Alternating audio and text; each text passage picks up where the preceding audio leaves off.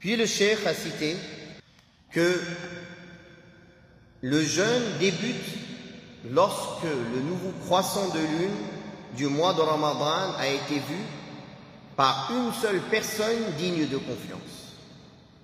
Cependant, pour les autres mois, l'apparition du nouveau croissant de lune doit être confirmée par 2 personnes dignes de confiance. Vous allez dire pourquoi? Pour Ramadan, une seule, ça suffit.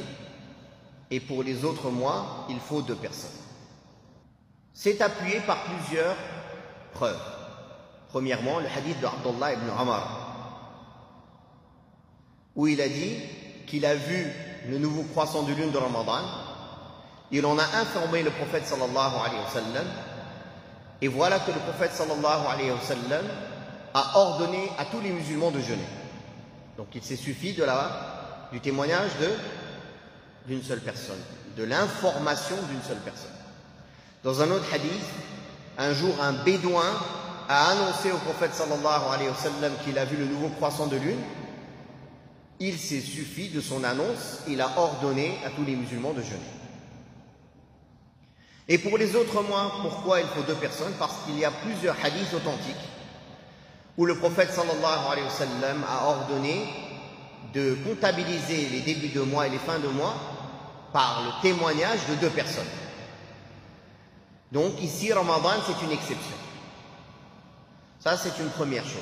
La deuxième explication, c'est qu'en islam, on accepte l'information d'une seule personne, alors que pour le témoignage, il faut minimum 2 personnes, même devant le juge. Je vais vous donner un exemple. Les hadiths du prophète sallallahu alayhi wa sallam,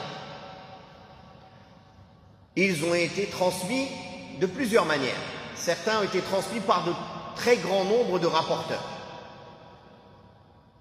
Un très grand nombre de rapporteurs à un très grand nombre de rapporteurs. Ce nombre de hadiths est restreint, al-mutawatir.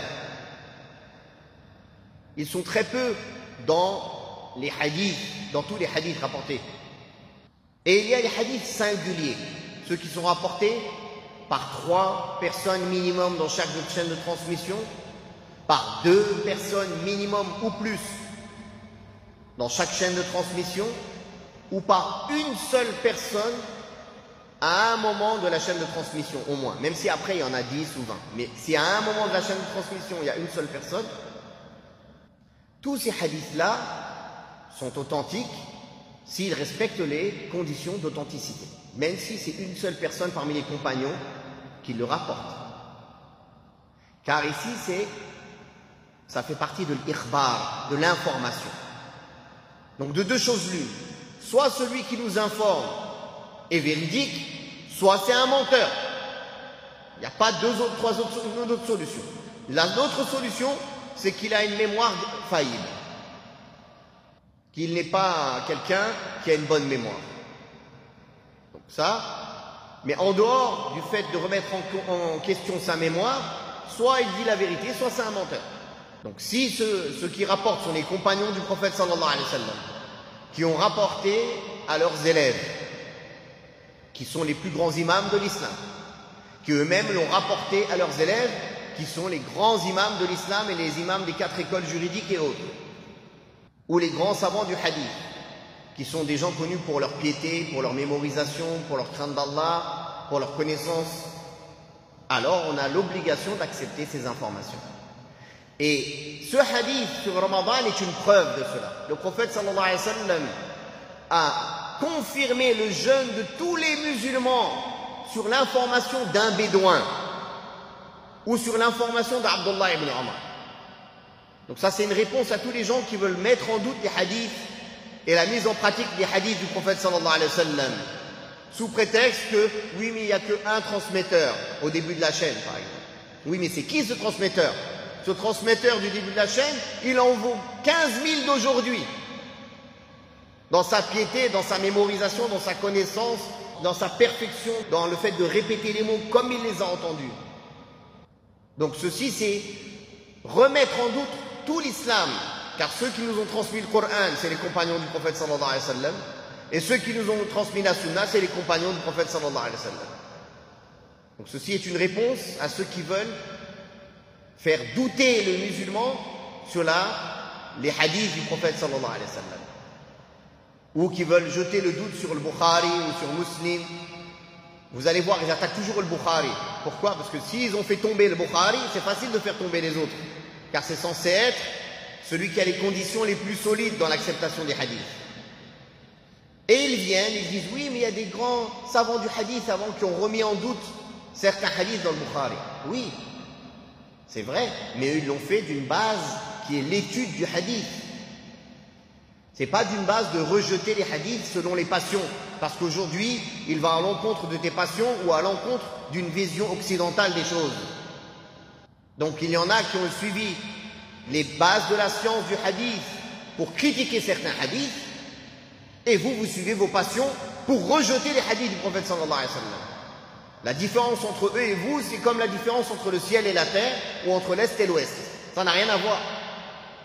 Donc, l'information d'un musulman propre qui dit « j'ai vu le nouveau croissant de lune » est suffisant pour que le dirigeant des musulmans ou les juridictions islamiques, comme dans les pays musulmans, c'est le tribunal en général qui font cette annonce, ils prennent les témoignages des musulmans ou des équipes qu'eux ils ont envoyées, plus les témoignages d'autres musulmans, et par rapport à ça, ils font l'annonce.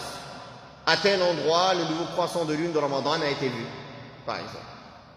Aussi, il y a unanimité des savants que le nouveau croissant de lune du mois de Ramadan et la sortie du mois, ou l'entrée du mois, ou fixer le Eid, même Eid al-Adha, c'est-à-dire fixer le début du mois de Dhul Hijjah, pour savoir quand est-ce que sera le jour de l'Eid, ou Muharram ou autre, ne se fait que par la vision du nouveau croissant de lune. Il y a unanimité des savants sur ça.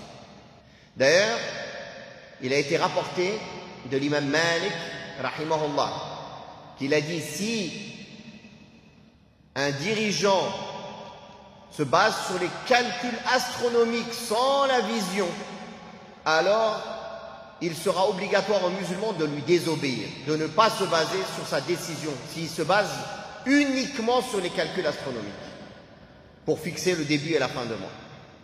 Par contre, on peut céder des calculs pour savoir quel endroit, quel moment la lune et le nouveau croissant est le plus visible, à quel endroit on pense qu'elle ne sera pas possible d'être vue, à quel endroit on pense qu'elle sera possible d'être vue.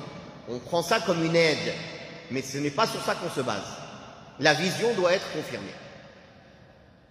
Donc le Cheikh a dit, le jeûne débute lorsque le nouveau croissant lunaire du mois de Ramadan a été vu par au moins une personne digne de confiance.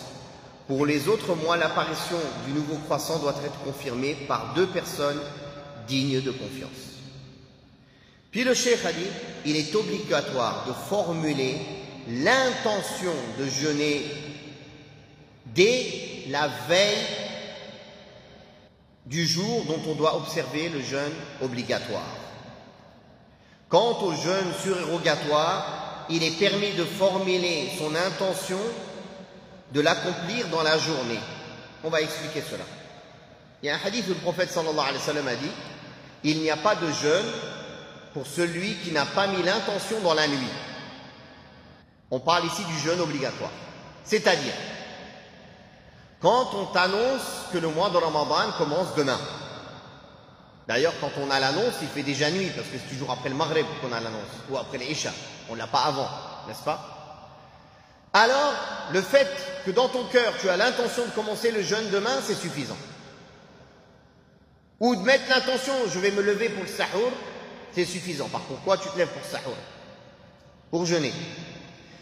Cette intention, elle doit être présente dans le cœur à une partie de la nuit, n'importe quelle partie, que ce soit après le Maghreb, après l'Isha, au milieu de la nuit, à la fin de la nuit, ne serait-ce qu'un instant avant le Fajr. Par contre, si quelqu'un n'a pas mis l'intention toute la nuit jusqu'au Fajr, et le Fajr s'est levé et il met l'intention, son jeûne n'est pas valable. Vous avez compris? Ceci pour le jeûne obligatoire. En se basant sur le hadith que j'ai cité, Celui qui ne met pas l'intention de nuit de jeûner, alors il n'a pas de jeûne. Ça c'est un. Il y a une exception faite pour le jeûne surérogatoire, à condition que la personne n'a rien mangé depuis l'aube. Par exemple, il a prié le Fajr, il s'est recouché, il s'est réveillé, il est 10h, 11h, même midi. Et il demande chez lui, il y a quoi à manger? Son épouse, elle dit, il y a telle ou telle chose. Il dit, aujourd'hui je suis en état de jeûne. Ça vous fait rire, mais c'est ce qui s'est passé au temps du prophète sallallahu alayhi wa sallam, mais pas de cette manière. Le prophète sallallahu alayhi wa sallam a dit, y a-t-il à manger? Aïcha radiallahu anha, elle a dit, non, il y a que telle et telle chose. Le prophète sallallahu alayhi wa sallam a dit, je suis en état de jeûne. Donc on voit bien qu'il a mis l'intention en pleine journée. Dans ce cas, il a dit, dans ce cas, je suis en état de jeûne. Ceci que pour le jeûne surérogatoire, et à condition qu'aucun acte qui rompt le jeûne n'a été commis entre le Fajr et ce moment-là. Si entre le Fajr et ce moment, il a mangé ou il a bu, ou tout autre acte qui corrompt le jeûne a été fait, il ne pourra pas jeûner ce jour-là. Le hadith de Aïcha, c'est rapporté par l'imam Muslim. Le hadith où le prophète sallallahu alayhi wa sallam il est rentré, il a dit, est-ce que vous avez quelque chose? Elle a dit, on n'a rien aujourd'hui. Il a dit, dans ce cas-là, je jeûne. Dans ce cas-là, je jeûne aujourd'hui.